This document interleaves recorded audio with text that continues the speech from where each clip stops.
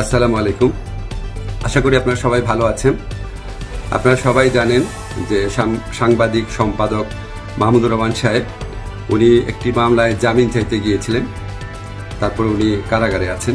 এই ঘটনা সবাইকে, আপনাদের অনেককে দুঃখ দিয়েছে, কাউকে ক্ষুব্ধ করেছে। আপনাদের কাছে মনে হয়েছে যে এরকম একটা ছাত্র জনতার বিপ্লবের পর আসা সরকার, এই সরকারের সময় কেন ফ্যাসিবাদ বিরোধী লড়াইয়ের অন্যতম অগ্রনায়ক মাহমুদুর রহমান ভাই কেন এখানে কারাগারে আছেন। তা আমি আপনাদেরকে একটু ব্যাখ্যা করি বিষয়টা। প্রথমেই বলে রাখি, আমি ওনাকে খুবই শ্রদ্ধা করি। এদেশে শেখ হাসিনার যে ফ্যাসিবাদী শাসন ছিল, সেটার বিরুদ্ধে যে লড়াইটা আমাদের, সেটার সূচনা করেছিলেন, বুদ্ধিবৃত্তিকভাবে তিনি সূচনা করেছিলেন, এবং এই জন্য ওনাকে প্রচণ্ড নিপীড়ন, নির্যাতন ভোগ করতে হয়েছে, যেটার সাথে কোনো কিছুর তুলনা হয় না আর কি। তো ওনাকে একটা অবিশ্বাস্য, একটা চরম ভুয়া মামলায় ওনাকে ফ্যাসিস্ট শেখ হাসিনা সরকার ওনাকে শাস্তি দিয়েছিল। ট্রায়াল ইন অ্যাবসেন্সিয়া হয়েছিল, ওনার অবর্তমানে শাস্তি দিয়েছিল। অবিশ্বাস্য মামলা একটা, এবং এই মামলার মেরিট নিয়েও প্রশ্ন তোলা যেতে পারে, কিন্তু এই বিচার কার্যটা সম্পন্ন হয়ে গিয়েছিল এবং ওনাকে শাস্তি দেওয়া অলরেডি হয়ে গিয়েছিল। তো উনি যখন এখানে আপনার বাংলাদেশে আসলেন, আসার আগে কিছুদিন আগে ওনার স্ত্রী, আমাদের শ্রদ্ধেয় ভাবি, ওনার বিরুদ্ধেও একটা অত্যন্ত অগ্রহণযোগ্য ভিত্তিহীন মামলা করা হয়েছিল।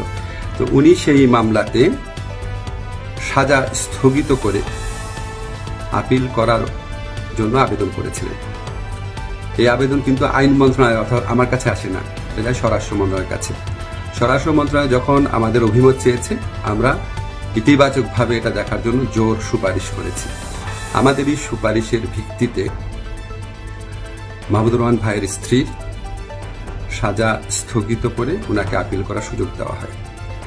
মাহমুদুর রহমান ভাই যেই মামলায় শাস্তি পেয়ে আজকে জেলে আছেন, এক্স্যাক্টলি এই মামলায় আরেকজন বরেণ্য সাংবাদিক শফিক রহমান, ওনারও সাজা হয়েছিল। উনি ঠিক একইভাবে মাহমুদুর রহমান সাহেবের যে স্ত্রী আছে, উনি যেমন আবেদন করেছিলেন যে সাজা স্থগিত রেখে আপিল করার জন্য, উনি একইভাবে সেই আবেদন করেছিলেন। আমাদের আইন মন্ত্রণালয়ের মতামতের ভিত্তিতে শফিক রহমান সাহেবেরও সাজা স্থগিত করে ওনাকে মুক্ত মানুষ হিসাবে আপিল করার জন্য যে ওনার যে আবেদনটা ছিল সেটা অ্যাপ্রুভ করা হয়। মাহমুদুর রহমান ভাই এটা করেন নাই।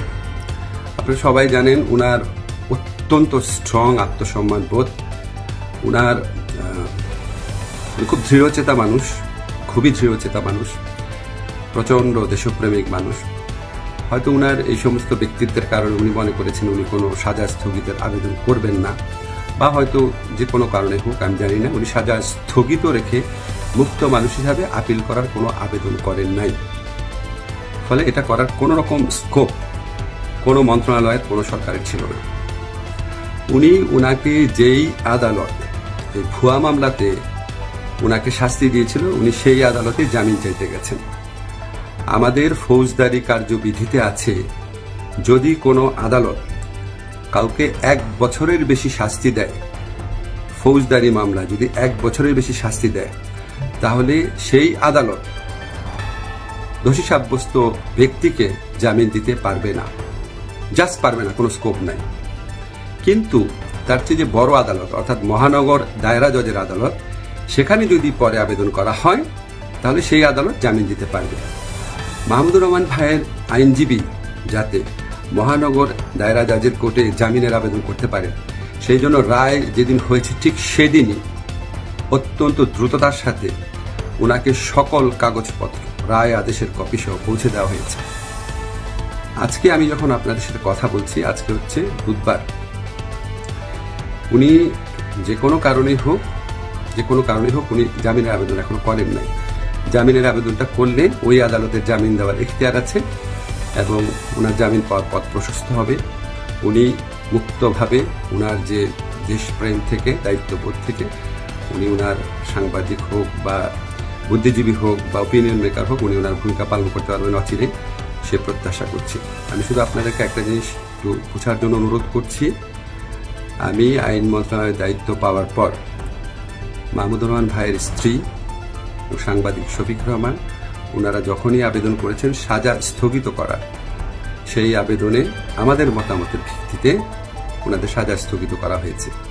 মাহমুদুর রহমান ভাই এই আবেদন করলে অবশ্যই আইন মন্ত্রণালয় থেকে ওনার সাজা স্থগিতের জন্য আমরা সুপারিশ করতাম। আমরা সেই সুযোগ পাই নাই, এখানে আমাদের কিছু করার ছিল না। আমরা মনে করি যে মাহমুদুর রহমান ভাই উনি যত তাড়াতাড়ি, আমরা বলতে আমি নিজের কথা বলছি, যত তাড়াতাড়ি মুক্ত হয়ে আমাদের এই দেশ করার যুদ্ধে ওনার জায়গা থেকে নেতৃত্ব দেবেন, তত এটা দেশের জন্য মঙ্গলজনক। আমি আশা করব খুব দ্রুত ওনার জামিনের আবেদন করা হবে, যাতে ওনার জামিনের পথ প্রশস্ত হয়। সবাইকে ধন্যবাদ, ভালো থাকবেন।